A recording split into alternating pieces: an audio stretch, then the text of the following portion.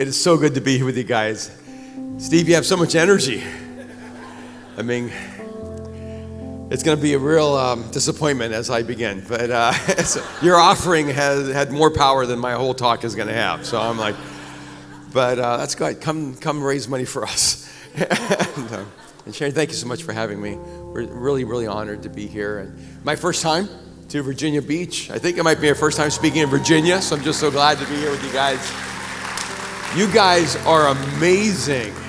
I mean, I know this is not what you're supposed to do because you're supposed to be worshiping Jesus, but I started videoing you guys lead worship, and I sent it to my son in LA, and because it's so good. And I don't know if you get a chance, you probably do get to travel around and experience different worship communities, but the first thing that struck me was just how honest you guys are. It's just so authentic and so real, and that translates everywhere. And so I just want to thank you for leading us into worship. It was really beautiful.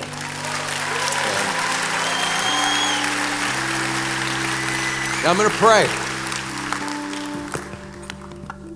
Because I see there's a clock, and you started counting it down when I'm just like saying hello. And you're not really supposed to start until my message starts, okay? You know. So I have to pray really quickly, all right? And because they're timing that too. Wow. All right. Jesus, help. And thank you so much that you created us for love and for laughter, for joy, for pleasure. And God, I just know that there's so much that you want to say to us that goes beyond any words that I have. So I just ask you, God, to allow my words to be a springboard for what your Spirit wants to speak to each person. May I resonate with your voice. And we just want to pause and tell you that we love you. We're just overwhelmed that we matter to you. It just blows our minds. So thank you. And we pray in your name, Jesus. Amen and amen. All right, you guys can have a seat. There's so many things up here. I'm so distracted. Wow, there's some of my books here, which means I ain't supposed to talk about them, but I'm not. And I have books. And you ever read a promise in the scriptures and you pretend it's happening in your life? And so you just keep speaking it and speaking and speaking it, but it never really seems to get started. I didn't grow up in the church. I grew up as a good, solid pagan, and I never saw a Bible till I was an adult. And when I started reading the scriptures, I would read these incredible statements, and then I would feel this connect between the statement and reality. And so a part, I think, my own faith journey has been to try to close the gap between the declaration and the experience. I want to experience the reality of the promises in the scriptures. And there's one in particular. It's in John chapter 10, verse 10. It's one of the more popular declarations from Jesus. Jesus said that the thief comes to rob and to steal and to kill, but I've come to give you life and to give you life in abundance. That may be one of the most quoted and most known verses in all the scriptures. But I'm going to be really straight with you. I live in LA. I live right in Hollywood. And I find very few people who would say they're living a life of abundance, even when they believe in Jesus. And as I've traveled throughout the world, I find this over and over again. And we keep trying to put the blame on the people believing. But I've discovered people way better than me, more devoted than me, more sincere than me, more committed to Jesus than me, more committed to the scriptures than me, are not living a life of abundance. And that statement just seems so far away. But even beyond abundance, I've come to give you life. I think one of the hardest things in the world is to give someone something they think they already have. So when Jesus says, I've come to give you life and to give it to you in abundance, I think we should sort of step back, because when God's trying to give us something that we think we already have, it means that what we have is actually an imitation of the real thing. And one of the great dangers is to have an imitation of the real thing and actually think it is the real thing, so that you never open yourself to the real thing. And so the context of this particular statement from Jesus is really important, because we take this verse and we isolate it. We put it on the refrigerator, we put it in our, in our Bibles, we put it everywhere, but we don't actually keep the context with us, because the context doesn't seem to fit the declaration. So let's go back to verse 1. It says, "Very truly, I tell you, Pharisees, anyone who does not enter the sheep pen by the gate, but climbs in by some other way, is a thief and a robber. The one who enters by the gate is the shepherd of the sheep. The gatekeeper opens the gate for him, and the sheep listen to his voice. He calls his own sheep by name, and he leads them out. When he has brought out all of his own, he goes on ahead of them, and his sheep follow him because they know his voice. They will never follow a stranger. In fact, they will run away from him because they do not recognize the stranger's voice." Jesus used this figure of speech, but the Pharisees did not understand what he was telling them. Therefore, Jesus said again, "Very truly, I tell you, I am the gate for the sheep. All who have come before me are thieves and robbers, but the sheep have not listened to them. I am the gate. Whoever enters through me will be saved. They will come in and go out and find pasture. The thief comes only to steal and to kill and to destroy. I have come that they may have life and have it to the full." Now, I don't know about you, but it seems to me almost as if there's a huge disconnect between everything Jesus is saying and then this declaration. He's talking about sheep and shepherds and thieves and robbers and voices. And then he says, "I've come to give you life and give you life in abundance." And right before that, he gives this huge warning that says the thief comes to rob and to steal and to kill. Now, I don't know about you, but if someone's going to steal something from me, I want to have a plan to stop it. And if they're going to steal something from me, I want to know if there's a particular strategy that's being used. See, I'm Latino, and I understand thievery. Because I love my wife, but she's a thief. I have a neurological problem where I don't have the same kind of memory that other people have. And so I don't have chronological memory. Everything for me is yesterday, even if it was 20 years ago. My wife knows this, and so she uses it strategically because she's always giving away our things. And I only notice it if I walk in and there is no furniture in the living room. And I'll say, "Honey, where's the furniture?" And she'll say, "I met this family and they didn't have any furniture. And so I gave them our furniture." I said, "I just met a family that doesn't have any furniture." And this has happened over 20 years. I think I've replaced furniture at least 10 to 20 times. One time, she gave away our refrigerator. Our refrigerator. I came home, and there was an empty space where the refrigerator was, except she had put a tiny igloo there. Like I wouldn't notice. I mean, I asked her later, "Why did you put the igloo where the refrigerator was? Why didn't you just put it on the counter?" I just hoped you wouldn't notice. And I said, "Where's our refrigerator?" And she said, "I met this young couple, and they didn't have a refrigerator." I said, "I just met a couple that doesn't have a refrigerator." And we've been in our life for 25 years, and my wife will give away my clothes. She'll give away my shoes, my jackets, and I was in the fashion industry for a lot of years, so I have a lot of really, really good swag. And I'll go to church, and I'll see someone wearing a jacket, and I'll go, "I love that jacket. In fact, I used to have a jacket." "Goody. Good to see you, bro. I used to have a jacket like that." And they go, "Well, it is your jacket.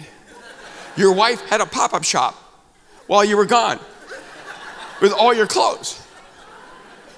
So one time we're in the living room, and my son said, "Hey, Mom, did you give away Dad's barbecue?"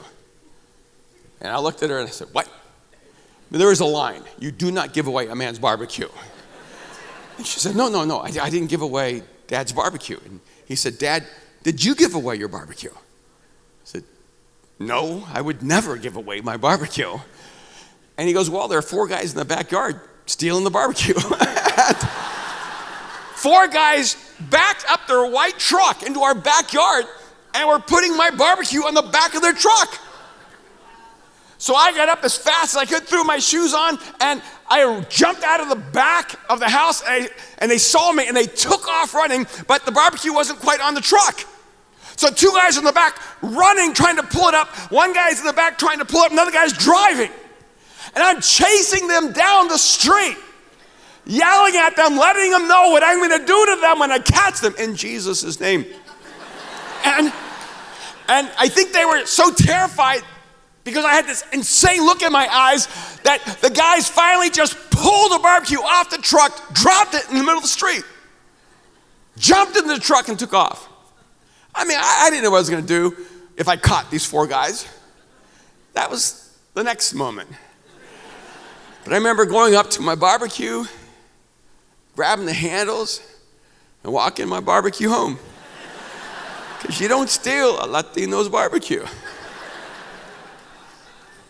So here, it says the thief is going to steal your life. It says the thief comes to rob and to steal and to kill. And what he's trying to steal is your life, because he says, but I come to give you life. So here's the contrast. He's saying the thief is trying to steal your life. If he's trying to steal your life, I think you should know how he's trying to steal it. Because it's a little strange, isn't it? Because your life is inside of you. It's within you. It's wrapped up inside of your skin. It's the soul. So how can the thief get in and steal what's within you? In fact, Jesus gives us the imagery. He says, I tell you, Pharisees, anyone who does not enter the sheep pen by the gate, but climbs in some other way is a thief and a robber. He's trying to get to your life. But he's a thief and a robber. The one who enters by the gate is the shepherd of the sheep. The gatekeeper opens the gate for him. The sheep listen to his voice. And here it is. The sheep listen to his voice. He calls his own sheep by name and leads them out. He has brought out all of his own. He goes on ahead of them, and his sheep follow him because they know his voice. So what Jesus is connecting here is the voice of God and the life of God. And what I think so oftentimes we may miss is that it's actually the voice of God that is our life. Goes on to say, but they will never follow a stranger. In fact, they will run away from him because they do not recognize the stranger's voice. Jesus used this figure of speech, but the Pharisees did not understand what he was telling them because they did not recognize the voice of God. Therefore, Jesus said again, very truly I tell you, I am the gate for the sheep. Now, when I studied literature, they told me that you could not mix metaphors. But Jesus is mixing a metaphor. He begins by saying, I'm the shepherd, you're the sheep. Now he's saying, I'm the gate. It's like, Jesus, are you the shepherd or are you the gate? You can't be both. He says, I'm God, I can do whatever I want. And so he's the shepherd and the gate for the sheep. It says, and all who have come before me are thieves and robbers, but the sheep have not listened to them. I am the gate. Whoever enters in through me will be saved, and they will come in and go out and find pastures. And I want you to realize that what Jesus is actually trying to tell us is that it is the voice of God that leads us to life. It is the voice of God that brings us to life. And the strategy for stealing our life away from us is to get us to listen to any voice except for the voice of God. So I started wondering, well, where did this dilemma start? And I remember all the way back in Genesis chapter 3, and I want you to go there with me, beginning of verse 8. It says, then the man and his wife heard the sound of the Lord as he was walking in the garden in the cool of the day. Now, this is after everything went bad.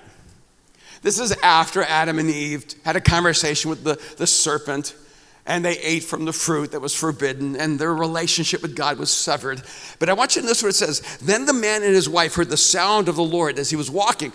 Do you realize that Adam and Eve could recognize the sound of God walking, and most of us can't identify the sound of God talking? They had such an intimate relationship with God, they could hear the sound of God. Those of you who are moms, you understand this. It's amazing how many moms can know which one of their kids is the one crying in the pool, or the kid that's running. They don't even have to look. Walk. Because they hear and understand and identify the sound of their children. It says, and they heard the sound of the Lord God. And I want you to realize God wasn't the only one who walked in the garden, because he was naming all the animals, so the garden was full of animals. How did he know it was God? Why wasn't it an elephant or a tiger or a lion? How did he know it was the sound of God walking? It's because he could identify the sound of the steps of God from any other creature on the planet. And then they hid from the Lord God among the trees in the garden. And the Lord called to him and said, where are you? Which I think is a great question from God. I don't think the garden was that thick where God said, where are you? I don't remember where I put you. And it's like, see, I think what God is saying to them is, how did you get where you are? Because they're hiding in the garden from God. And if they had been with God, they would have never been there. And he answered, I heard you. There it is. I heard you. See, we're designed to hear God. Now, scientifically, we're called open loop creatures. I don't know if you know that. See, we're not closed loop creatures. We are affected by outside influences. So you're an open loop creature. Have you ever walked in a room really depressed and everyone in the room was really encouraged and excited about life and you left excited about life? It's because you're an open loop creature, so hope can get inside of you. Or have you ever been really excited about life and then you get around your friends who are really, really cynical, skeptical, or just depressed, and you walked out depressed? It's because you're an open loop creature. So your open loop is affected by whoever you point that open loop to. See, we're open loop creatures because we're designed to be receiving from God. We're open loop because his voice is supposed to be informing us and forming us. So I heard you in the garden, he says, and I was afraid because I was naked, so I hid. And then God asked the most bizarre question. I know when we read the Bible, we're supposed to act like it's a normal question, but it's really not. I mean, if you're God and you gave humanity one instruction, don't eat from that tree. I mean, what would you say? What were you thinking? Was I not clear? In fact, God said you can eat freely. That's the first command in the Bible. Eat freely. I love this. The first command from God is to eat freely. They were naked and unashamed, and they could eat freely.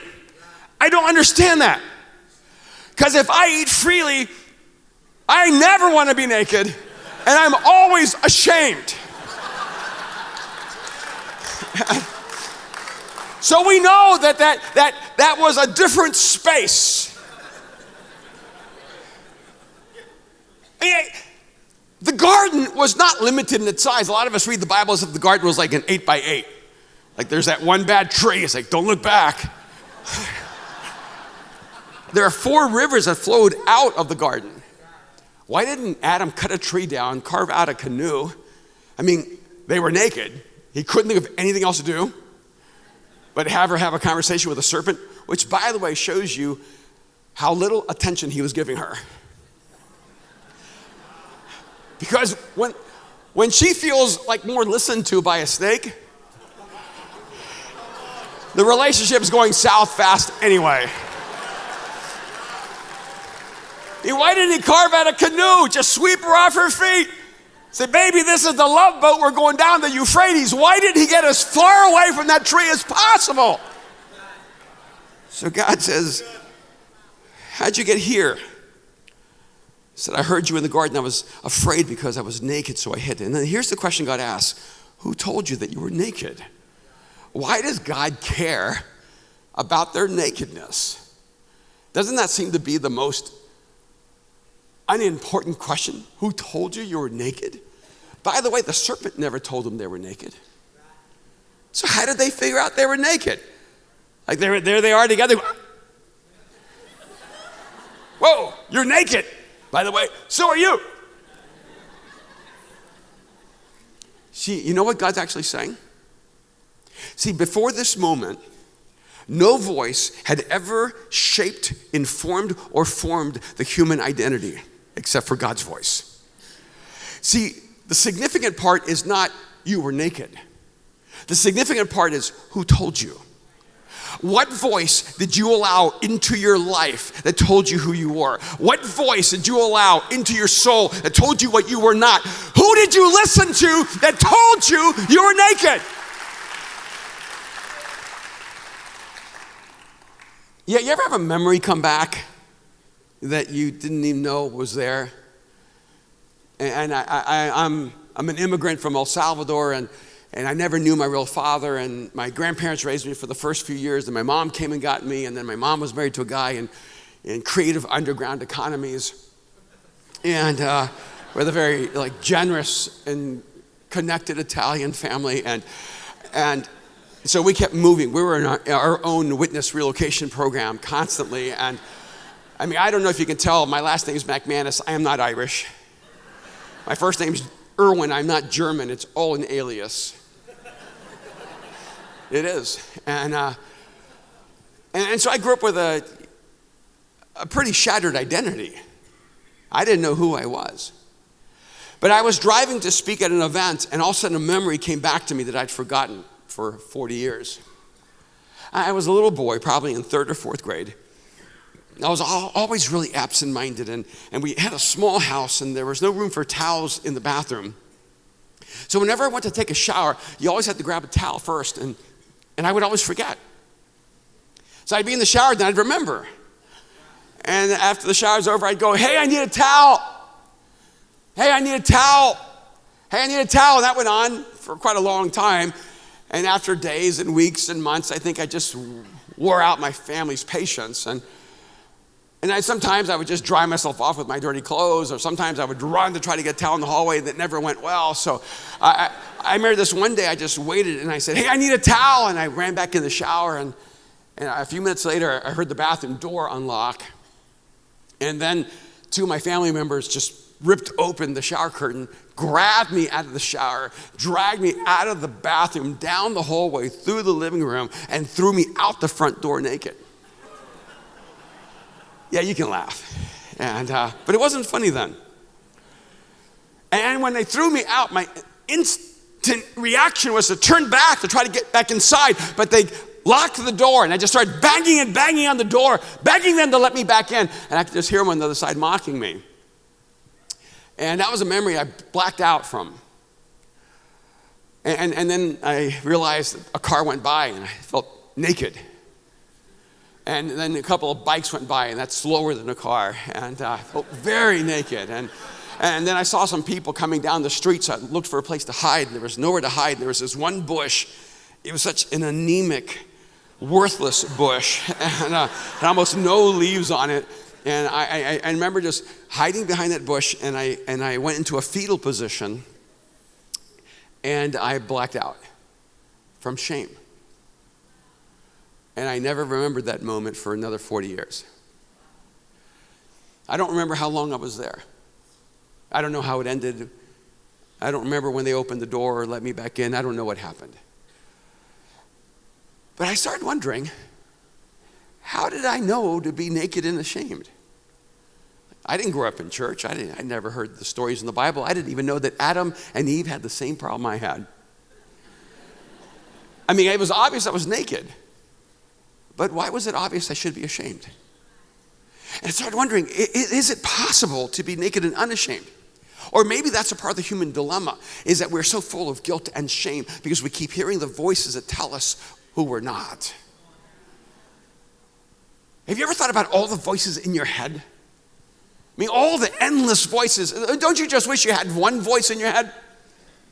But you don't. You have all these voices in the middle of the most significant moments in your life. You have voices that tell you can and voices that will tell you can't. And it's strange. The people in your past who will tell you what you're not, their voices stay with you. It's an odd thing. All the voices that tell us we matter, all the voices that tell us we can do it, all the voices that tell us we're created to do something significant, those voices, they seem to just pour back out of us. But that voice that tells you you'll never amount to anything, that voice that tells you that you're worthless, that voice that tells you you'll never be loved, somehow that voice, it sticks to you. It's almost as if our souls are damaged and only the negative voices stay. And all the other ones just pour back out of us. So is it possible to be naked and unashamed? See, I wonder what voices are telling you who you are. What voices are shaping your identity? What voices are crafting your future, because your future is being created in you, and then it is created through you. And then I started thinking about this moment where Jesus was with his disciples, and he was over by the temple, and it says that there was these men, these religious leaders, and they found a woman who was caught in the act of adultery. And I'm pretty certain that means that she was naked. Usually, adultery happens when you're naked. And they dragged her out of the bed, which is very odd that she was committing the act of adultery alone, because they only dragged her out of that bed, right? And then they dragged her in front of Jesus, and if they were so cruel to do this, they would have not have taken the time to cover her. And so they throw this naked woman in front of Jesus, and they asked Jesus, what should we do with her? And Jesus, you know the story, said, as he writes in the ground, and says, he who is without sin can cast the first stone. It tells us that one by one, from the oldest to the youngest, they dropped their stones and they walked away. And then Jesus looked at her and says, woman, who condemns you? And she says, no one. And he says, neither do I condemn you. Now go and sin no more. And it's one of my favorite moments in the scriptures, but there's something missing. Why didn't Jesus pause long enough to have someone cover her nakedness? Or why didn't one of the disciples take initiative? Like Peter. Peter's always doing the wrong thing anyway. He grabs a sword, cuts off a Roman soldier's ear. He can't cover this woman up. What about Bartholomew? I mean, he does nothing in the Bible anyway. I mean, this would be like his moment. I think John and James go, hey, Bart, this is your moment, man. You're not going to make it in the book. Just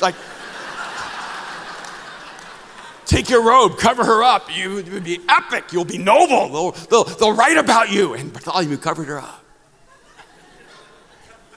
Nothing. In fact, Jesus never even mentions her nakedness. And I began to realize that, see, God, he doesn't see our nakedness, he sees our shame. We see our nakedness because we are ashamed. See, what I love about who God is that when he speaks into our souls, he dresses us again with what was missing all along.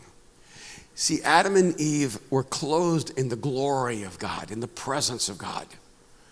They were never naked. They were always covered by the beauty and wonder and glory of their Creator. And then they were stripped of that in that choice, and they saw themselves in their humanity apart from God. See, humans, we look like God when we are reconnected to God.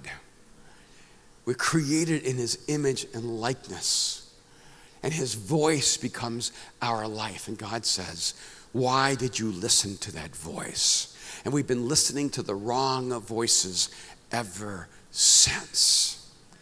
And by the way, there is one place in the Bible where it says that David came back from war, and it says he was dancing naked before God, which I think is kind of awesome. And his wife was really upset. I can understand that. Don't be too hard on her. But you're putting yourself to shame. He goes, if I'm humiliating myself, watch how I worship God. Because I'm naked and unashamed of that. Is it possible to be naked and unashamed? I wish I could go back to when I was 10 years old. I could tell myself, I know you feel ashamed, but it's not your shame, it's theirs. See, I wish I could go back and tell myself, look, you didn't have a choice. You're naked, but you have a choice. You don't have to be ashamed. You don't have to allow all those voices that want to humiliate you and shame you and demean you. You don't have to let those voices tell you who you are. If I could go back, you know what I would do? I wouldn't try to get back in the house. I just walk over to their best friend's house, knock on the door, and say, do you have a towel? I would learn how to dance naked in the rain. Because see, once you hear the voice of God and he becomes your source of life, he silences all the voices that tell you who you're not. So that you can know who you are. I was 20 years old when I came to faith in Jesus, and I didn't know anything. And I went right back to college, so they didn't have time to disciple me and help me in my spiritual journey. They just gave me a Thompson chain reference King James Bible. I'd never read Shakespeare or Jesus, and so it was all really new to me. And they just said, read this book, listen to the voice of God, and do what he says. So I thought, okay, that's what I'll do. I'll just read this book, listen to the voice of God, and do what he says. And it was a few months after I was a follower of Christ. I was going to everything. I was going to the Baptist group, and the Pentecostal group, and the Catholic group, and the Methodist group, to the non-denominational group, to the every denominational group. I was going to everything. I didn't know Christianity was so varied and so bizarre. And then there's this one student. Her name was Lynn, and she led worship in one of those groups. And one day she grabbed me. She said, hey, I just want to let you know I'm leaving. And I said, you're leaving school? She goes, yeah. She goes, I used to live with a guy named Kenny, and he called me up, and I'm going back to my former life. And I said, well, what was your former life? And this girl who just looked so perfect and seemed to believe in Jesus so deeply, she said, I used to be a drug addict and an alcoholic, and I live with this guy, and she says, I just don't feel God anymore. And so I'm going back.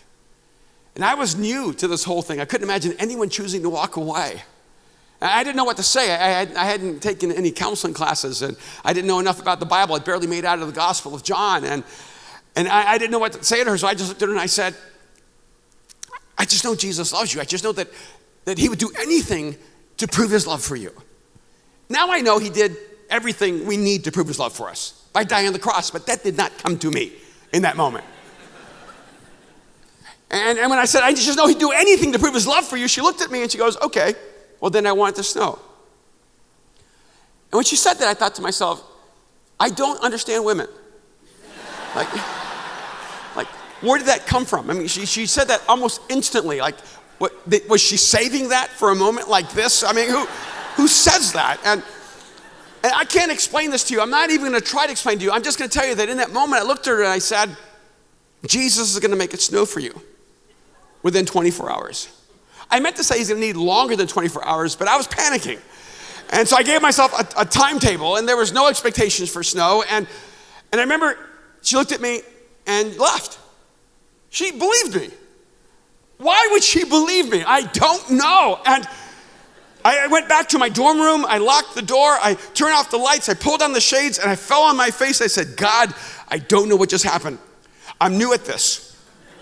And I don't know if that was me just blurting it out. If it was, could you adopt the idea? It's a really good idea. I feel like it would work. And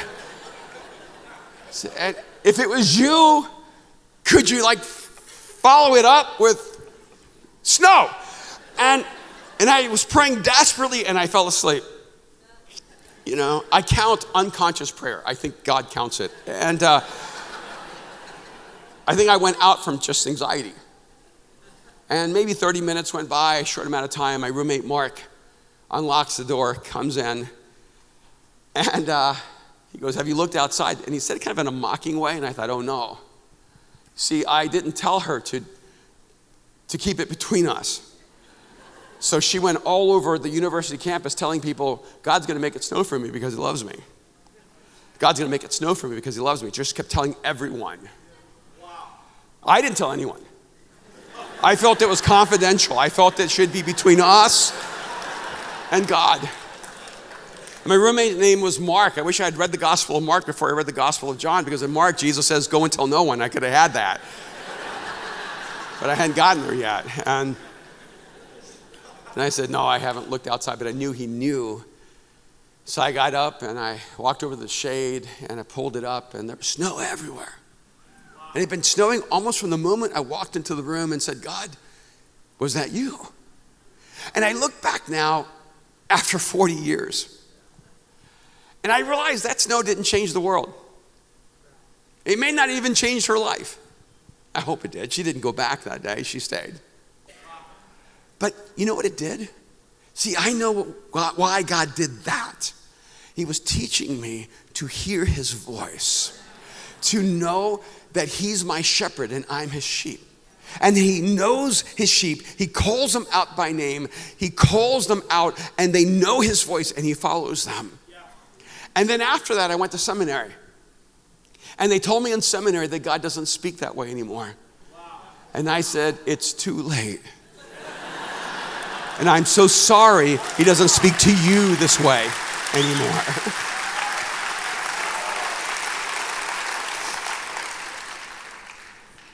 There's a madness inside of the human spirit, an insanity. See, when I was 12 years old, I ended up in a psychiatric chair, and I ended in and out of a hospital. I was 12 years old when they're holding up the ink block saying, what do you see? What do you see? What do you see? What do you see?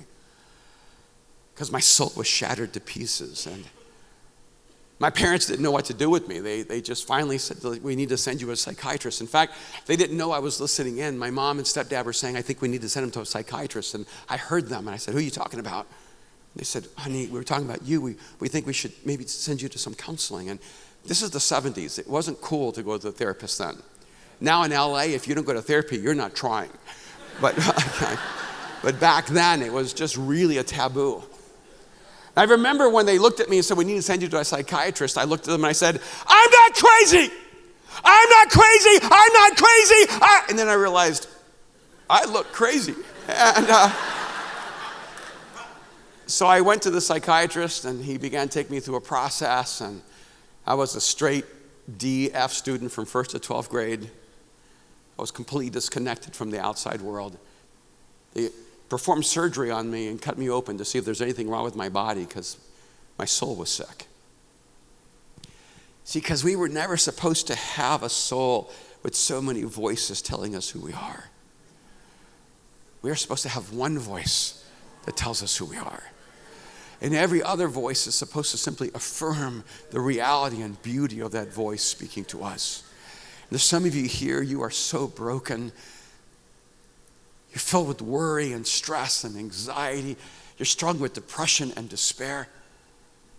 And you can't figure out what's going on. And I'm telling you, the thief comes to rob and to steal and to kill. He's trying to steal your life. And the way he does that is by putting voices inside of you that steal from you your identity and tell you that you're naked and to be ashamed. But if you'll start listening to the voice of Jesus, if you'll start paying attention to the voice of God, if you'll lean in when he speaks. You know, my son Aaron is 30 years old now. I can't believe it. And I remember when he was like 12, we sent him to his first youth camp. And I thought it would be okay, but it didn't go well. Because I got a call. I called up and said, hey, how's camp going? Because I'm the pastor, you know. And they said, it's going well, except we're having problems with, just one student. And I said, who's that student? They said, well, it's your son, Aaron. I said, what'd he do? I said, well, he punched the kid. I thought, oh, man. What do you think we should do? And they said, well, we're trying to get him to stay, but we can't get him to work it out. I said, what do you mean? He said, well, we asked him to ask the kid for forgiveness, and he said no. He said he's not sorry. So he's not going to fake it and ask for forgiveness. So I drove 3 hours up to the mountains to see my son, to be a pastor and a dad. And there he was, as defiant as I expected. And I said, who'd you punch? Were you being a bully? He punched the biggest kid in the camp. I said, okay, at least you went up.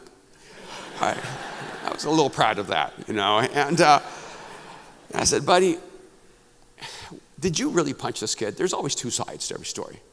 So they say that you punched this kid in the cafeteria in front of everyone. He goes, yeah, that's pretty much what happened. I said, okay, both sides sound the same. And I said, okay, could you ask him for forgiveness? He goes, no. I said, could you find a way to be repentant? He goes, no. If I could do it again, I would do it again. He goes, aren't you sorry for anything? He goes, yeah, I didn't get 2 punches in. I said, okay, all right. He goes, I know how this game is played, Dad. I pretend I'm sorry. I ask for forgiveness. Everybody moves past it. But I'm not sorry. You told me I never had to pretend, so I want to leave the camp. I said, okay, can you tell me why you punched him? He goes, yeah, he said something about mom, and if anyone says anything about my mom, they're going to have to deal with me. And I went, he said something about your mom? You know? Yeah, I was trying to hide the pride. Just got one good punch in, And then he went to pack, and he says, you told me I don't have to stay, so I went and packed. And he goes, are you going to help me pack? I said, no, this is on you. Because I know what you're trying to do. You're trying to, slow it down so that I'll change my mind. And then he packed his bags. He goes, you're going to help me carry the bags up the hill? And I said, no, they're your bags. It's your baggage. You carry it. So he's dragging these. I know what you're doing, Dad. It's child psychology, but it's not going to work on me. And he dragged those things all the way to the car. And then I said, hey, buddy, before we get in the car to leave, could we just sit and talk for a minute? He goes, sure. So we sat on these rocks, and I said, Aaron, is there any voice inside of you telling you what you should do? He paused and looked around, and he goes, yeah, there is. I said, what's the voice saying? The voice is saying I should stay and make it right. And I said, can you identify that voice? He goes, yeah, it's God. I said, buddy, do you realize what just happened? The creator of the universe just spoke to you. You heard his voice. And he said, I don't care, I'm not staying. It was a really profound moment for me. And then I said, that's your choice, but this is how it's going to play out. If you ignore his voice, your heart is going to harden, your ears are going to become dull, and there's going to be a day where you not only will not be able to hear the voice of God, you won't remember that God ever spoke, and you won't believe that God speaks. Or you can treasure that he's spoken. You can humble yourself and submit to his voice. And your heart will become tender, your ears are going to become keen, and God's voice is going to be as natural to you as breathing. Wow. But the choice is yours. You have to decide. We walked up to the car, and then this really cool surfer counselor yelled out, Ed, you leaving? He goes, I was hoping you'd stay because I was hoping you and me could hang. He goes, I'm not going anywhere. I'm staying.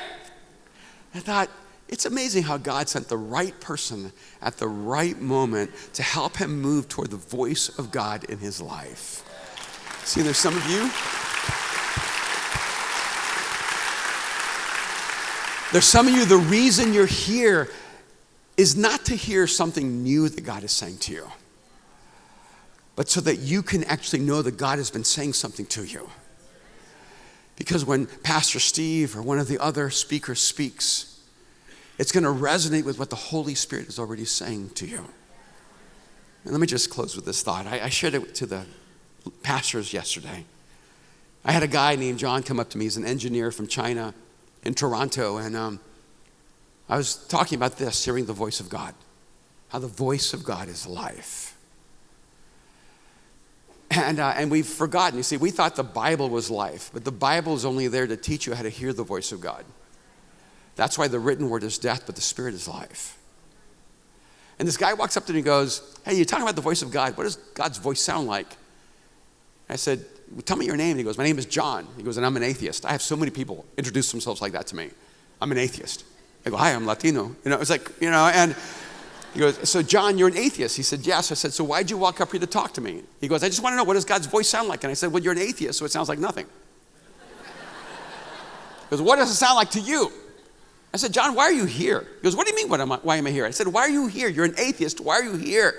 He said, a friend invited me. No, that's why you're here, but you're here talking to me right now. Why are you here talking to me, asking me about the voice of God? He goes, because I just want to know what God's voice sounds like to you. I said, well, it's a little tricky because I have like thousands of voices in my head. Like so many. It's crowded and confusing and sometimes disturbing. But most of the time, God's voice sounds like my voice. It sounds like my conscience.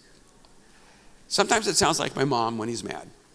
And he goes, what does God's voice sound like to you? I said, John, you're an atheist, right? He goes, yes, I'm an atheist. See, I said, there are times in my life I feel like I can't take one more step, and I hear this voice that says, no, you got it. You can do this. There have been times in my life I feel like, man, I'll never amount to anything. I'll never live a life that's significant. And there's a little voice that says, no, you're created to do something that matters. So there have been moments in my life I've been just so depressed and so filled with despair that I didn't know if I could inhale one more breath and survive. And there's this little voice inside of me that says, no, tomorrow's going to be better than yesterday. You're going to get through this. John, I have this voice inside of me that whenever I want to settle for less, it always calls me to more. Whenever I want to give up, it always tells me I can't. There's this voice when I'm lost in the darkness. It always moves me toward the light. I said, John, you're an atheist, right? He goes, yes, I'm an atheist. I said, but you're here right now. In all the voices in your head, is there one little voice that's saying to you, go talk to the guy. There is a God. Go talk to the guy. There's a God. And is there a little voice in your head that just, even though you know there's no God because you're an atheist, right? He goes, yes. I said, you know there's no God, but there's a little voice in your head. It's kind of weird because all those voices are you, right? But there's a little voice that keeps saying, there's a God, there's a God, there's a God. And I said, John, it's like a parasite in your brain, eating away at your reason. It's like a parasite. You can't stop it. It just keeps eating and eating away at your reason and says, there's a God, there's a God, there's a God. And he goes, yes, it's like a parasite in my head. It keeps telling me there's a God. And I said, John, that parasite in your brain is God. See? And I want you to know something. Before you ever believed in him, he was already speaking to you. When you're running from him, he's calling you out. When you're angry with God, he's just whispering into your soul. Somewhere along the way, we thought Christianity was about information, but it's about intimacy. We thought it was about the written word, but it's not. It's about the voice of God. And the only way you're ever going to know the voice of God is if you actually spend time in the Word of God. Because as you pour your life into the Word of God, then the voice of God becomes clearer and clearer and clearer. And I want you to remember something. The thief comes to rob and to steal and to kill. And the way he steals is by becoming the voice that tells you who you are and who you're not. So it's time to silence all those voices. Let the voice that tells you, I love you, I love you, I love you, speak into the depth of your soul.